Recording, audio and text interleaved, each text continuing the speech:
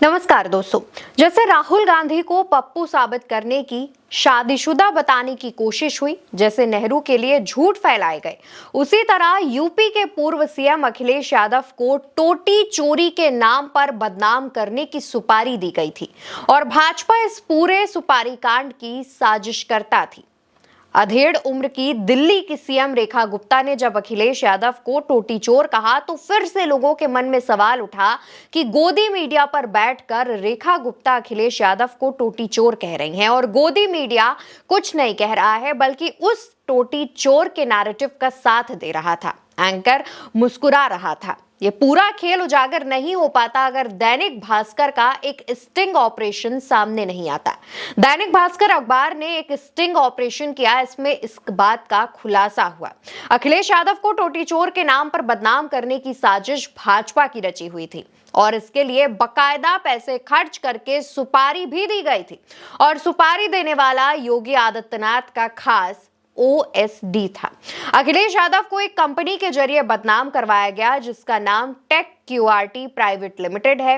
इस कंपनी का मालिक है आकाश श्रीवास्तव और आकाश श्रीवास्तव के पीछे ये अभिषेक कौशिक जो 2017 से 2022 तक योगी आदित्यनाथ के ओएसडी थे।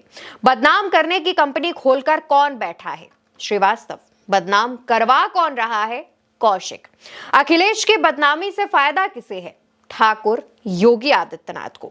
दोस्तों, अखिलेश यादव के सरकारी घर से टोटी चोरी होने की घटना के बाद अखिलेश यादव ने प्रेस कॉन्फ्रेंस करके अभिषेक कौशिक और आईएएस अवनीश अवस्थी पर उन्हें बदनाम करने का आरोप लगाया था। दैनिक जागरण और एक आईएएस अधिकारी अवनीश अवस्थी, मुझे कोई संकोच नहीं है, एक आईएएस अधिकारी अवनीश अवस्थी, उनके इशारे पर, मुख्यमंत्री के इशारे पर, ये जो टर्म आज मुख्यमंत्री यूज कर रही है, जो आप सवाल मेरे से पूछ रहे हो, इस सब ने मिलकर के साजिश रची थी।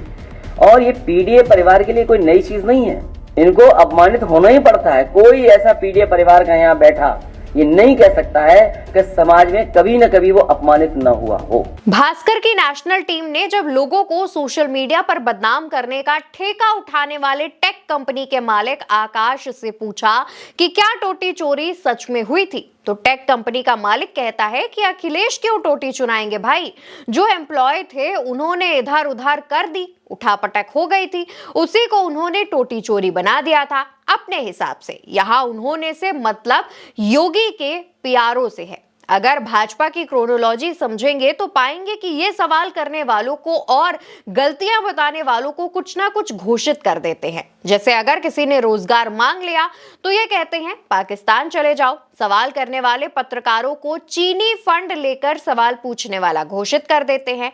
धरना वाले किसानों को इनके मंत्री मवाली और खालिस्तानी घोषित कर देते हैं। मोदी खुद आंदोलन करने वाले आंदोलन जीवी घोषित कर देते हैं। खुद को नॉन बायोलॉजिकल घोषित कर देते हैं। ये सवाल पूछती या हक मांगते हर आवाज को कोई ना कोई आरोप लगाकर खारिज कर देते हैं। लोगों को समझने में भले ही देर लगी, लेकिन इनकी शुरू से ही पॉलिसी यही रही है और जब इनको जनता संविधान के नाम पर, काम के नाम पर घेरना शुरू कर देती है तो ये किसी मस्जिद के नीचे मंदिर खोजने लगते हैं, औरंगजेब की कब्र खोदने की बातें करने लगते हैं। ये तुरंत उछलकर मुगलों की गोद में बैठकर खुद को सवालों से बचा लेते हैं। ये इतने बड़े देशभक्त हैं, मुगलों से रिश्ता रखने वाली नेता को राजस्थान में डिप्टी सीएम बनाते हैं। ये इतने बड़े देशभक्त हैं कि जिस महबूबा मुफ्ती को अलगाववादी बताते हैं उन्हीं महबूबा के साथ सरकार बना लेते हैं। जिस मुस्लिम लीग को देशद्रोही बताते हैं उसी मुस्लिम लीग से इनके साथ सरकार चलाते हैं। खैर दोस्तों, किसी के बारे में सोशल मीडिया पर क्या लिखा जा रहा है उस पर यकीन करने से पहले अपने दिमाग से सोचिए। एक पूर्व मुख्यमंत्री, एक पार्टी का राष्ट्रीय अध्यक्ष, 3 बार मुख्यमंत्री रह चुके मुलायम सिंह यादव का बेटा, कई बार सांसद, कई बार विधायक, नेता सदन रह चुके अखिलेश यादव क्या वाकई टोटी चोरी कर सकते हैं? भाजपा ने एक टुच्चा सा नैरेटिव सेट किया, कंपनी पर पैसे खर्च किए, कंपनी ने आपको फोटो बनाकर कुछ भी लिख दिया और आपने मान लिया। आज की तारीख में फोन पर फ्रॉड, इंटरनेट पर फ्रॉड, डिजिटल अरेस्ट, ये सब कुछ हो रहा है। ये सब किसको गुरु मानकर धांधलेबाजी सीखे होंगे? कमेंट बॉक्स में बताइए।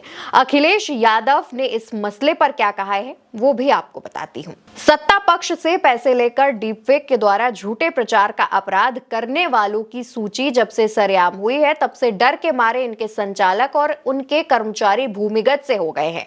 अगर सत्ता की मिलीभगत ना होती तो अब तक डीपफेक वाले डीप जेल में होते। अब गैर कानूनी काम करने वाली ये गुनाहगारी कंपनियां जेल जाने के डर से बचने के लिए अपना नाम बदलने के चक्कर में सत्ताधारियों के चक्कर काट रही हैं। वैसे जिन्होंने पैसे देकर ये काम करवाया है, या ये कहिए कि ऐसी लालची कंपनियों को फंसाया है, वो तो स्वयं ही नाम बदलने के एक्सपर्ट हैं। ये कंपनियां फिर से उन्हीं की शरण में जाएं। वैसे सूची जाहिर होने के बाद इन्हें कोई बचाएगा नहीं। इनके संचालकों और कर्मचारियों पर अगर सरकार की नहीं तो जन आक्रोश और अपनी अंतरात्मा के ईमान की गाज तो गिरेगी ही। भाजपा इन्हें दूर से बात से भी नहीं छुएगी, क्योंकि काम निकल जाने के बाद ये अपनों को नहीं पहचानते हैं। तो फिर पैसों की लालची ऐसी कंपनियों को देखकर तो आंख क्या पूरा मुंह मोड़ लेंगे। वैसे भी सब जानते हैं भाजपा किसी की सगी नहीं है। बेईमान कंपनियों का काउंटडाउन शुरू हो गया है। अब उनके कर्मचारी अपने को बचाने के लिए इस्तीफे भी देंगे, उनके खाते भी सीज होंगे और उनके पढ़े लिखे संचालक जेल में शर्म से सिर झुकाए अपना जीवन गुजारेंगे। उनके बच्चे, परिवार और समाज वाले लोग उनसे पूछेंगे कि ऐसी कौन सी मजबूरी थी कि इतनी प्रतिभा के बाद भी वो अवैधानिक काम कर रहे थे। वो तो एक शर्मसार जीवन बिताएंगे ही, अपनों को भी पूरी जिंदगी के लिए शर्मसार जीवन बिताने के लिए मजबूर कर देंगे। वैसे तो इस महाखुलासे के बाद वो पढ़े लिखे भी बहुत शर्मिंदा होंगे, जो भाजपा द्वारा प्रचारित झूठ को सच मानकर विपक्ष को बदनाम करने और ऐसी वीडियो को सोशल मीडिया पर बिना जांच परख के फॉरवर्ड करने की साजिश में अपने भोलेपन की वजह से शिकार हुए हैं। भाजपा लोगों के भोलेपन का इस्तेमाल करने में शातिराना उस्तादी रखती है। आशा है ऐसी जनता अपने अपराध बोध से उबरने के लिए आगे से भाजपा की ऐसी किसी साजिश का हिस्सा नहीं बनेगी, क्योंकि कानूनन गुनाहगार तो वो भी हैं जो किसी को बदनाम करने की बदनीयत से प्रचारित किसी सूचना या समाचार को आगे प्रसारित करता है।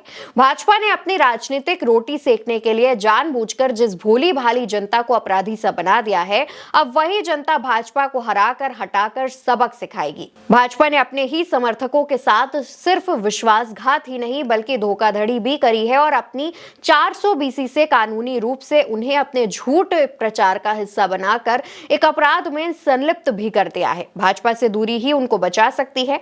हम माननीय न्यायालय से मांग करते हैं कि वो डीपफेक खुलासे का स्वतः संज्ञान लेकर ऐसा अवैधानिक काम करवाने वाले राजनीतिक दल, अधिकारियों और ऐसी गैर कानूनी काम करने वाली कंपनियों के मालिकों, संचालकों के खिलाफ जांच और दंड की प्रक्रिया तत्काल शुरू करें। दोस्तों, अब इस खुलासे पर आप अपनी राय जरूर रखिएगा। भारत एक सोच को सब्सक्राइब जरूर करिएगा। ये खबर आप मेरे यानी अवंतिका अवस्थी के साथ देख रहे थे। नमस्कार।